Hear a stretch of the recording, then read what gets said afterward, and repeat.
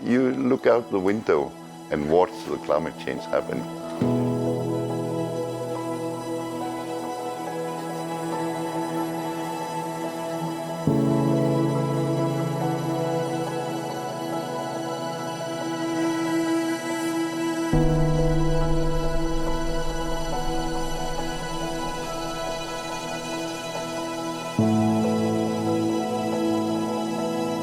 I think Ilulissat is one of the most dramatic places in Greenland to see climate change because it has one of the largest glaciers in Ilulissat ice fjord, and it has some of the biggest changes.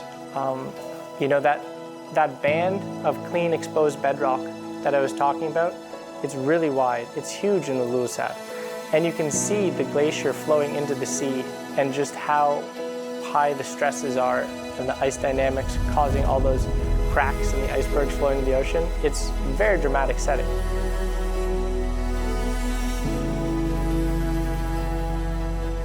So when you stand on the fjord wall and you watch those icebergs slowly going into the ocean, you're watching about 1% of the global sea level rise contribution leaving Greenland and going into the ocean.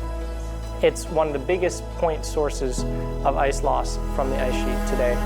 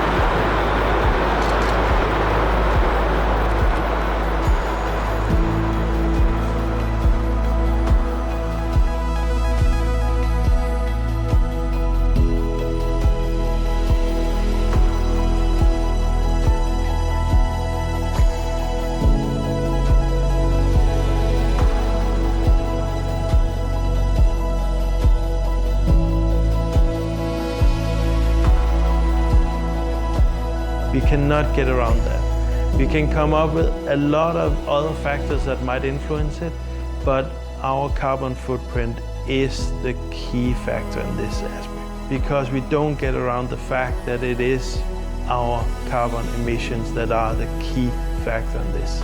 How I feel about this is the clock has started, and the clock now is going much faster. We're constantly speeding it up.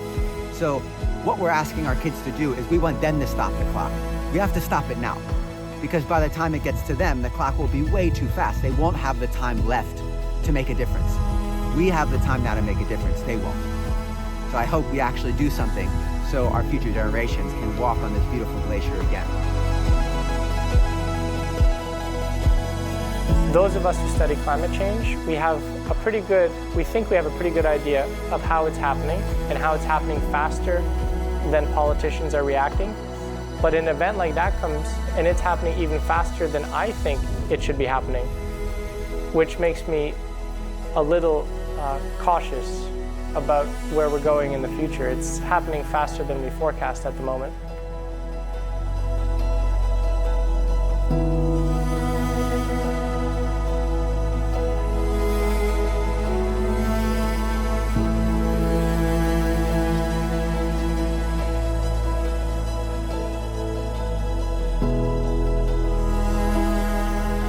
The world will not end. If we get climate change, it will be a new situation. But we will not all die, and the earth will not end. It will just be another one. And it's very important that the young people do not panic and say, oh, now everything stops. No, we have to take the challenge to think, to adapt, and to cut back on emissions in a sensible way. But take it easy. Don't panic.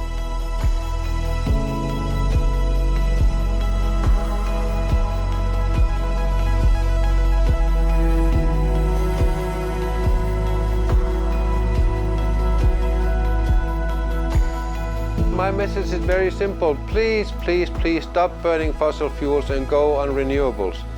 Wind, solar, hydropower, whatever. That would be so lovely. We can always do something individually. We don't have to wait for others to do so or tell us to do. And I think it's very important that we all think that we can start today. We don't have to wait. So I think focus should be replacing fossil fuel on very large volume consumers like power plants or production facilities in general. Our neighbors are burning, we are drowning. So please be more thoughtful of your fossil fuel consumption and commute to work by public transport at least once a week. That would be nice.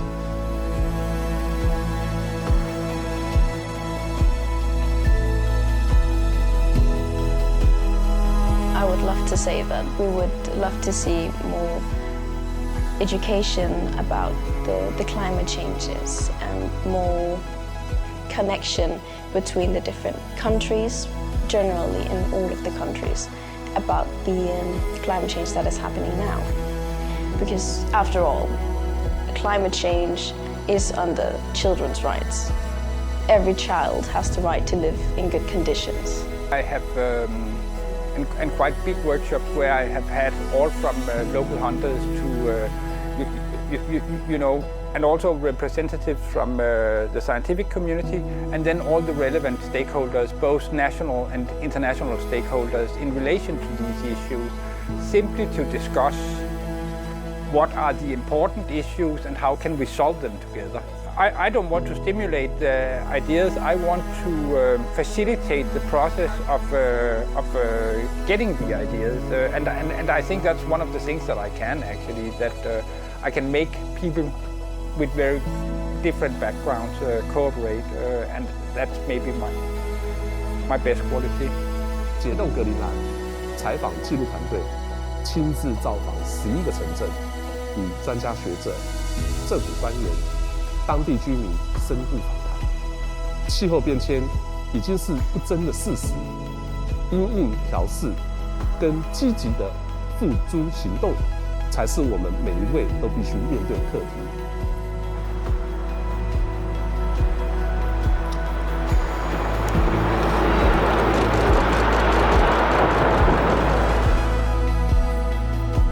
然而，格陵兰的冰融也带来了丰沛的水利资源，使得这里的再生能源使用率超过了60%。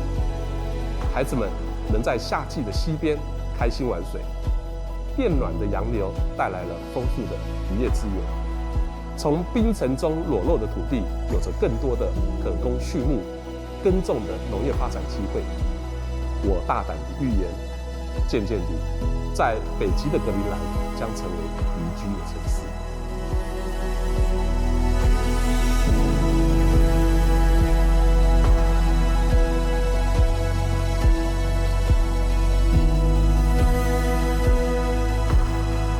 The best advice I feel I can give to this documentary is to support civil society to become more active in promoting solutions to climate change.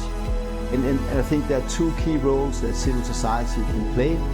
One is as voters, and put pressure on politicians and governments to be more aware of the impacts of climate change, and that we need to find solutions very soon to climate change.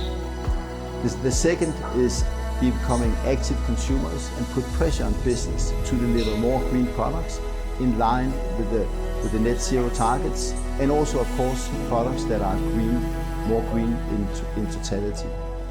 And I think that the more you can link what you're doing on spot, on site, different places in the world, to the global movements for civil society, the more impact the documentary will have.